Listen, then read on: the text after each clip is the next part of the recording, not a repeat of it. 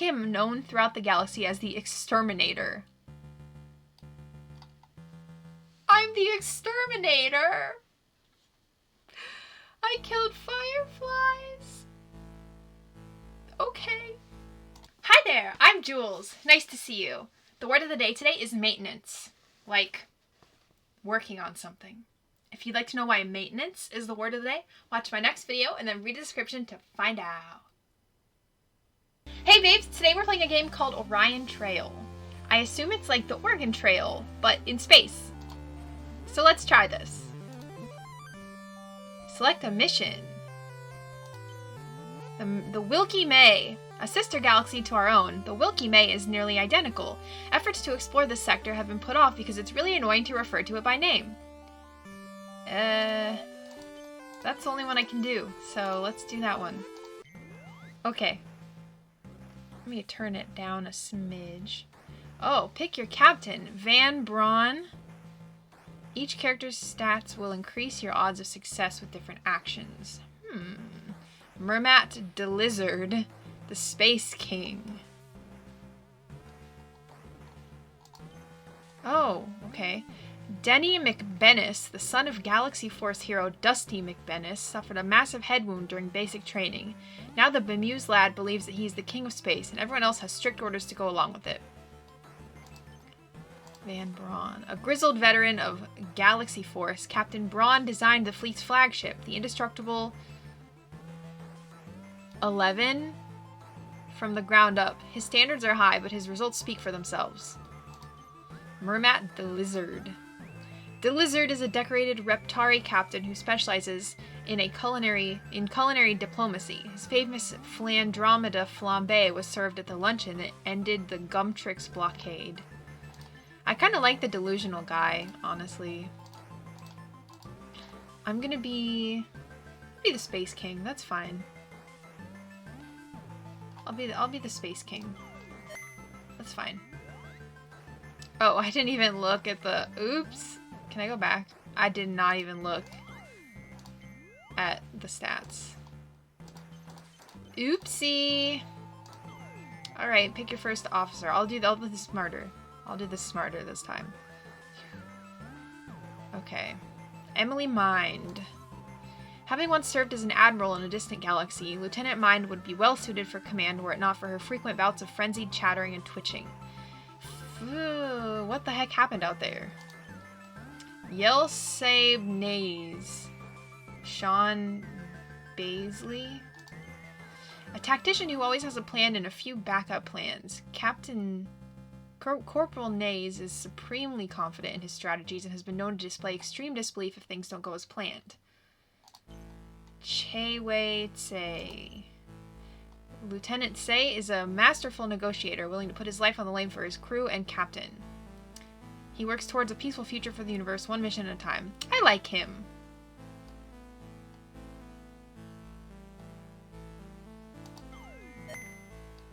Okay. Pick your chief engineer, Rachel Dorchel. Sergeant Dorchel led the effort to repel the unstoppable tide of roach people, later referred to as the Thoraxix invasion. One thing is certain, this lady knows more than you do about bugs. Alright. Sigve Reen. Despite her ability to devise ingenious plans with flawless logic, Lieutenant Reen is known for her impulsiveness. Her strong sense of honor drives her actions more often than her expansive mind. Kyle Glore. Lieutenant Glore is an operations officer with an impressive amount of dangerous mission experience, considering such missions terrify him. He normally plays it cool, but occasionally lets out his trademark yelp. I like the bug lady. Oh, I said Rachel. Did I say Rachel? Because it's Dorchel. Rarit Dorchel.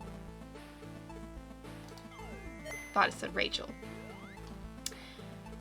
Communications officer, Percival Squiddlevoss.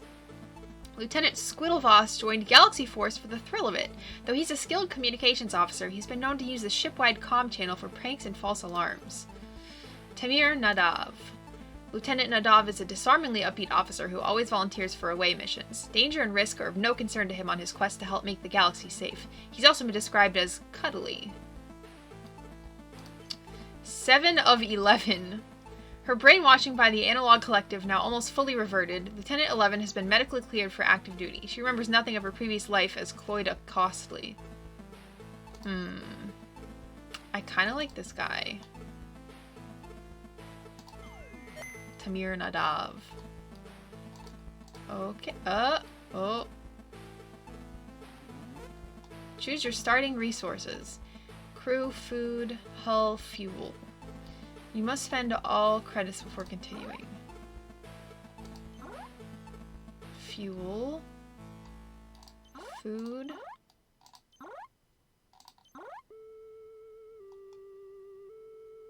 Crew. Hull. Launch. Let's go, baby. Where, though? Class X star, a green star, very unusual. A bluish star has the blues. Threat. Ooh.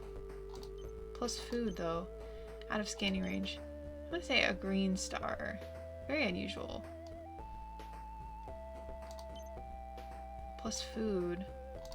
I have a lot of food, though. Plus hull. That might be good. Let's go. Oh, jeez. This is like the Oregon Trail. Shady dealer. Your communications officer says that you're being hailed by an unknown vessel floating in deep space. A shady figure appears on the holoscreen, offering repairs in exchange for some fuel. Offer fuel in exchange for repairs. I don't want to lose fuel, though. Scan his cargo hold. Science. Alright, we have 5 bravado. Say we have no fuel. You confess with possibly feigned sincerity that you wish you could help him, but you have no fuel to spare.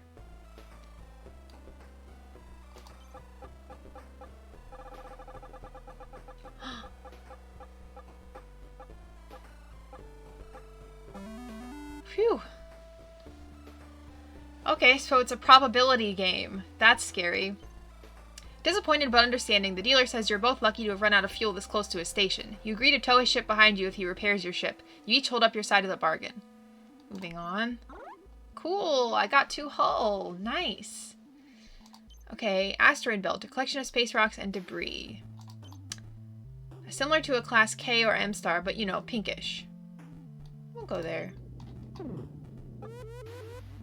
What's wrong? What's wrong? Somehow, while experimenting with a new dish, your head chef accidentally created a batch of supercharged NutriPaste. It's chock full of electrolytes, so it has what crew and ships crave. Oh. I mean, I have enough for both, really. I'll say feed it to the crew. You fed the NutriPaste to the crew, all who report they feel reinvigorated. Even better, people become full after only a few bites of the stuff, so it should last you a while. Cool. Oh, maybe I should have done the fuel. The Globulus Rex. Shortly after deploying a routine foraging expedition to a nearby jungle world, you receive an emergency request. A sweaty corporal explains that the team is being chased by a Globulus Rex, the most feared alpha predator in the sector. You have an idea. Use a teleporter to extract the team. Orbital bombardment. I don't really want to do that. Maybe we can... Well, bravado is 5, so... You've seen it work in the movies. You order your team to sprint for the nearest cliff and assure them to jump. The Invincible 2, or 11, will be waiting to catch them. This will be some awesome footage for the Galaxy Force recruitment media.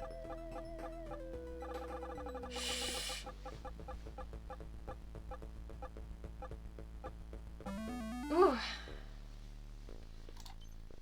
The team valiantly leaps to the open airlock and the ship pulls up to avoid the desperate grasping appendages of the great Globulus Rex. Honestly, this is perfect. Then you remember you forgot to hit the record button. Moving on. Cool. I should have done it for fuel, but whatever.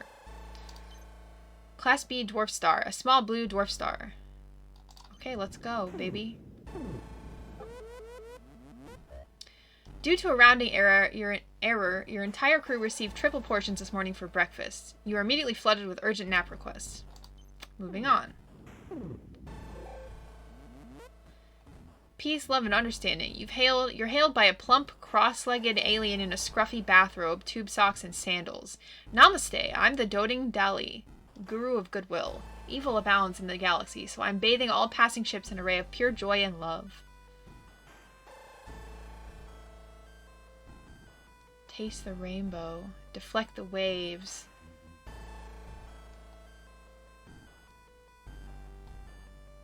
I'll taste the rainbow, I guess. The rainbow wave washes over the whole ship, filling everyone with happiness, joy, and love. How wonderful, right? I'm just using bravado a lot, because that's the most I got. Whew. Worked out so far.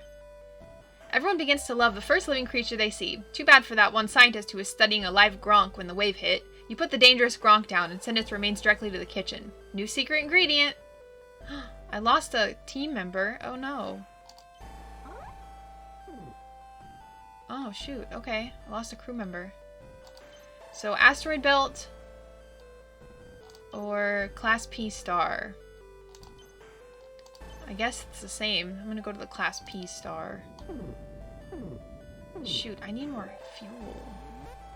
Your communications officer appears with a 6-year-old Gax, the kid who won the Be Captain for a Day contest. Gax settles into your chair and puts on your hat, only to be hailed by Arknak, the evil Fabulon who rejects fashion trends. Hoo boy. Let Gax handle it. He's the captain. Take your chair back. You need to reschedule the kid's turn as captain for the sake of security.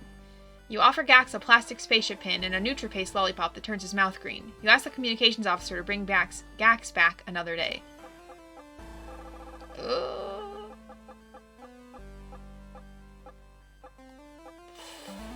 Phew.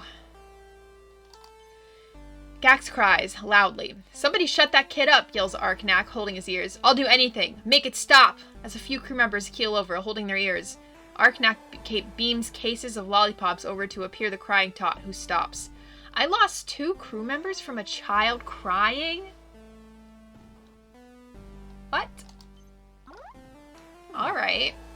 Well, I should have gotten more fuel that one time. Collection of space dust, space rocks, and debris. Okay. Oh no. You've encountered a gravestone. Sensors indicate that there is some sort of floating memorial nearby. Your navigator asks if you want to make the short detour to check it out. Stay the course. No need to disturb the dead. No need to respect the dead. We don't need to do that. No need to respect them.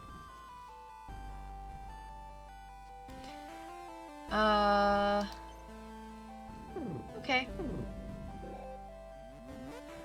The alien intruder. Internal sensors detect an alien presence has suddenly appeared aboard your ship. The alien has given no indication of its intentions. Communicate with the alien intruder. Bait the alien intruder into the open. Limit the alien's movements about the ship. I'm gonna diplomacy it. Use the ship's speakers to broadcast a universal peace message. Please, please, please, please, please, please, please, please, please. Oh no. What? What just happened? It, like, sped up again. The peace message works, and soon trade relations open with the alien race. Unfortunately, their primary export is re-recordings of stray radio transmissions of various old Earth boy bands. There's a mutiny in the crew. -6? Oh my god. We're getting some strange readings here. Astronomical anomaly. Crap. I'm losing my crew at a huge rate. Red Eyes. Your transporter engineer calls you over concerned. The transporter has activated on its own, displaying seemingly random coordinates. The engineer is convinced it's a virus, but you know a call to adventure when you see one. Let's not beam towards random coordinates. You order the engineer to get to work fixing the transporter. Call to adventure or not, you're pretty sure it's a poor idea to teleport your crew just to see where they wind up. You have to draw the line somewhere. Alright. Class B star. Young, incredibly hot star. Alright. Fireflies in the garden. Suddenly, the ship finds itself in a golden haze. What initially appears to be a solar flare is actually a swarm of millions of fireflies. This is remarkable because who ever heard of a firefly in space? Your crew discusses what to do. Blast your way out. Ignore them. Feed the critters. I don't want to feed them. Minus fuel. Why is it minus fuel? I don't want to minus fuel. I can minus some food, I guess.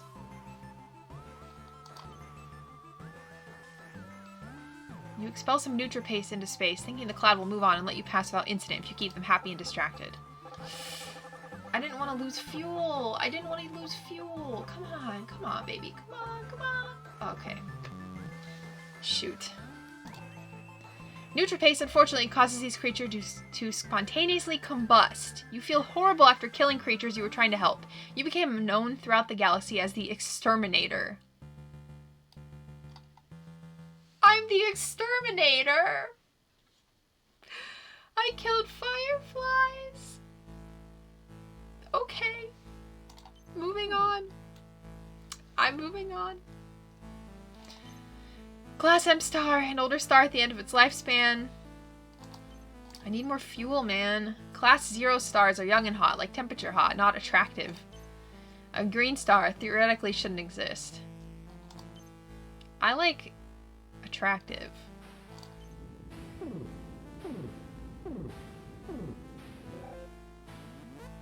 Several officers have returned from a conference on official officer duties, and they seem to have brought an unwelcome, virulent guest with them. Soon everyone is coughing, sneezing, and complaining of chills. Great, it's the space flu. Develop a cure, engage in noodle soup protocol. Well, I have 0 science, which is probably not the smartest thing to do. Oh, great. Sure, Galaxy Force may not have found a cure for the common cold, or the flu, but you know what? You're like way smarter. You put your best minds to work. This is not going to end well. What? Okay. After several simulations, trials, and then follow-ups to the trials, the medicine you develop doesn't cure the space flu. However, it does suppress the symptoms to a mere manageable level, which is nice. Cool. Okay. So are we going to the Red Nebula or the asteroid belt? Okay, we need more fuel, man. So yeah. Gonna get more fuel. An ancient planet-eating doomsday robo-destroyer has suddenly come to life nearby. According to legend, it's nigh unstoppable. Hail the nearby planets for help in stopping it. I'm gonna say that one, that's the best. You send out a general request to the nearby star systems for whatever aid anyone might offer. Please? Phew. The locals arrive on the scene and join you in battle against the robo-destroyer. Although many ships take heavy casualties, you save the day together. You're given a modest sum of fuel as thanks. Moving on. Woohoo! Peskin Outpost. An outpost of the Peskin Emirates. They're always looking for hull plating. Well, I don't need to give them any hull plating. Sensors have picked up an advanced weapon floating in space. You beam it aboard to marvel at its construction, but then notice a neatly painted message on the side. If found, please return to Magnus Killstar along with contact information. Better return it. If you put yourself in Killstar's shoes, you'd hope that Responsible Citizen would return your super cool space gun to you. After a few wrong numbers, you finally contact Magnus Killstar, who repeatedly thanks you for finding his precious gun. Cool. Even more diplomacy. Peskin receiving offices. You've discovered a Peskin outpost here in the frontier. The fish people are allied with Galaxy Force, so you're certain that they'd be willing to let you stay here for a while. I'm good on HP. Let's chat and trade. The mess hall, which is full of Peskin soldiers eating and relaxing around the corner. Oh, around the corner, you see signs for the requisitions office. Let's chat with the soldiers. Let's trade for resources. No, let's chat with the soldiers. The Peskin soldiers welcome you warmly to their table. After sharing a few war stories, they ask if you're interested in any training. Learn about Peskin customs. One of the Peskins says she's willing to give you some data on how to speak Aqueous, the language of the Peskins. She's also up for just teaching you some drinking songs. Learn some Aqueous. The Peskin grins. Alright, if you've got any food or fuel to trade, I think we've got ourselves a deal.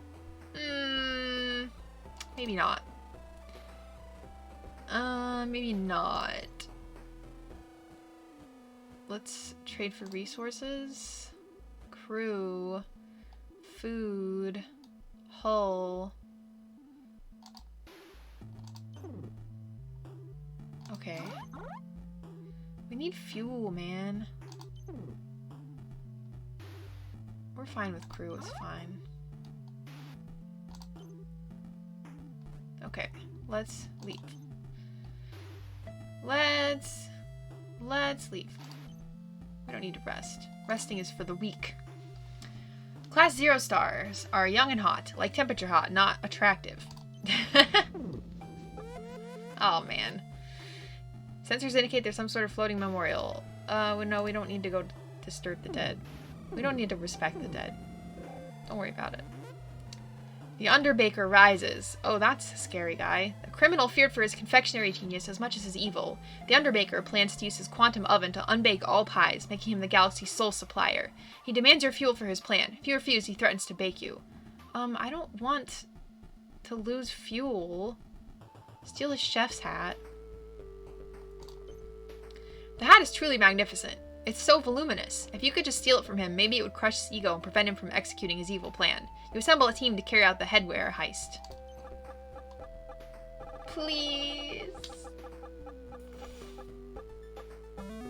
Yes! Turns out there isn't a way to steal a hat from someone's head without them noticing. The Underbaker is so stunned you got this far that he'll let you go with some pastries if you tell him how you did it. You can't keep the hat, though. Cool. Okay. A green star. Theoretically, these shouldn't exist. Or shifting browns and oranges make up this murky cloud formation. So they're basically the same. Let's go with Class X dwarf star. Heartfelt apology. You hear a knock on your door to your quarters, and one of your officers cracks the door open. Hey, I just wanted to apologize for earlier. It won't happen again. You're not entirely sure what this transgression was, but all is forgiven. Okay, great. Crisis, Naked Ambition. You are asked to broker some very important peace talks on Regulon 9. Their ambassador briefs you on the protocols. He explains that Regulon 9 is a naturalist planet. The talks can't happen unless anyone there is in the nude. Best to follow their customs. I need fuel, though, man. I don't want to lose people.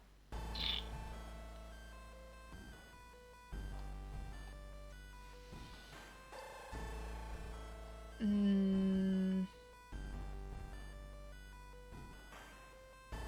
can't go back.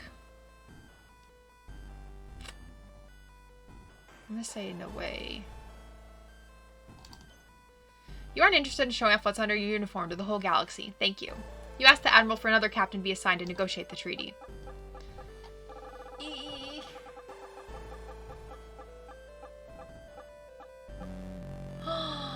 Oh no!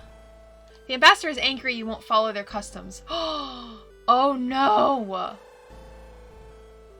The talks are off. Regulon 9 declares war on Turgan 3. 2 Galaxy Force allies are now at war because you wouldn't take off your pants. Crew members resign in protest. Your shame grows. I just wanted more fuel! Ah! I have 5 crew members left? Crap. Okay. A purplish aura emanates from this tiny star. Okay.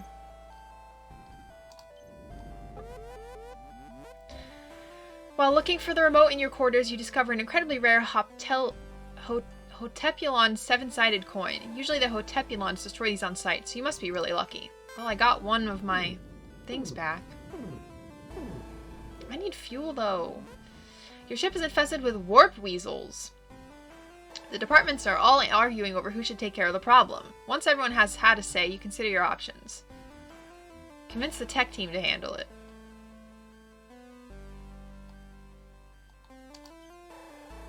In a tense meeting with the ship's biotechnicians, you explain that they need to solve this since it's totally their fault. Please. I can't risk losing more of my crew. Phew. The bio team wants to make it up to you. They release a rare fungus into the ship's ventilation system, knocking out all the weasels, as well as all of your elderly crew members. You hold a roast weasel feast in their honor. I don't have any crew members left. What the heck? Oh my god. Green Nebula. or red nebula? Red nebula. I need gas. I honestly did not think I would make it to the goal at this point. The Wrath of Kang. You awaken from your daily cryo nap to find that someone has disabled your ship. Suddenly you are hailed by disgraced ex-Galaxy Force Commander General Evelyn Kang. Greetings, Captain. Going somewhere? Challenge Kong to single combat. Challenge Kong to trial by science. That's not going to be good. Challenge Kong to a debate. But I don't want to lose fuel. Well, I am close to the end. That's my best bet. Kong accepts with a whippet. Oh my god, I can speak English. Kong accepts with a wicked grin. Let's make it a fuel wager. I'll argue the merits of Galaxy Force as an intergalactic federation for positive change. You must explain why Galaxy Force is awful. Think of it as a chance to vent your frustrations.